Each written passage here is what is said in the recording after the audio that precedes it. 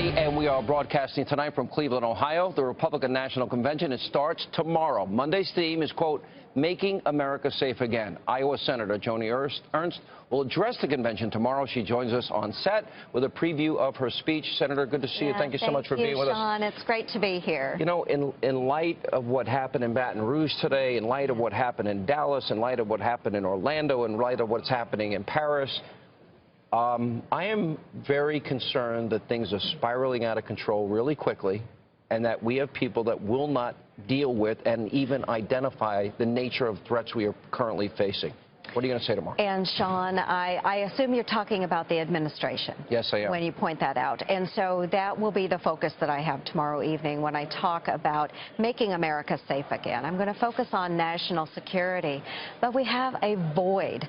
That's what you were alluding to, is that void of leadership coming from the administration here in the United States. And anytime I am traveling abroad, anytime I'm doing my 99 county tours in Iowa, the full Grassley, anytime I'm doing that, what I'm hearing world leaders as well as folks back home say is, where's American leadership? Where's American leadership? You know, it's interesting because look at Paris, for example. There was a 2010 article from the Arabian Peninsula, Al-Qaeda inspired one, and it's called Inspire, and they gave the exact tactics that were used in Paris. I know that there have been plans, and I've talked to security people, national security people. They say, yes, Iowa is a threat. The Mall of America is a threat. So it's not just New York. It's not going to just be San Bernardino or Chattanooga or Orlando. We are at risk, and now we have police officers targeted and brought in for assassination. Right. How do we deal with it? And how we deal with it, we need to address it. One, we have to have that leadership coming from the top, but we also need to address it at the grassroots level. We have to have community leaders that are willing to step out and speak against this, because it is happening in our own communities. The FBI director, Jim Comey, has stated that there is ISIS and ISIS affiliates in all 50 states. 50 By the way, states. 1,000 ongoing investigations currently that we know of. Maybe more? There could be more. There could be more. But that's shocking, and it's shocking to the folks back home in Iowa. They say, Joni, what do you mean there's ISIS in Iowa? And I say, yes. We know that's true. The FBI director has stated that. So we have to have the willpower. We have to have the leadership to step up, call it what it is. It's extreme Islamic terrorism. Why do you think the president and Hillary Clinton can't say those words? Because they are being very politically correct.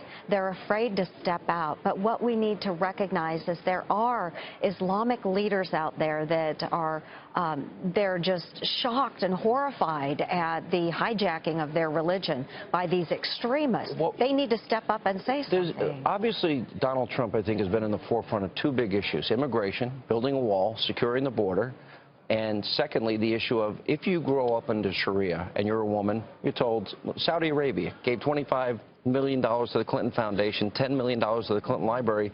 Women can't drive. Women are told how to dress. Women are told if they can go to school or work. Women need 4 male eyewitnesses to prove rape. So gays and lesbians can get killed just for being gay and lesbian. You can't build a Christian church, a Jewish temple, and women are treated horribly. She takes money. They bought her silence. Why is that not resonating with women? It should be resonating with women. It should be. And this is something here in the United States, we really encourage women to step forward. I'm the first federally elected woman in the state of Iowa. I've held many positions. By the way, I love your Iowa Fair. Really, you have to give me Iowa State Fair. You have to give me fried butter, fried Twinkies, fried pickles, pork chop on a stick, and fried Oreos. You don't want me to leave there alive. Right. It is a great experience. I've loved it. We encourage everybody to come. All right, let me ask you this. You were vetted in this process. You were I was considered. You were considered. You met with Mr. Trump. What was your impressions? My impression, I have told people that I left our meeting feeling very encouraged about his candidacy. And we spoke about a lot of different things, and it was a very comfortable conversation. How long was the meeting? It was several hours, and I enjoyed it very much. We talked a lot, of course, about national security, because that's very important to me. We talked a lot about Iowa and what Iowans are talking about, but he also brought up some things that are concerning to him. Education. Children in the inner cities. Wants to go back to the States.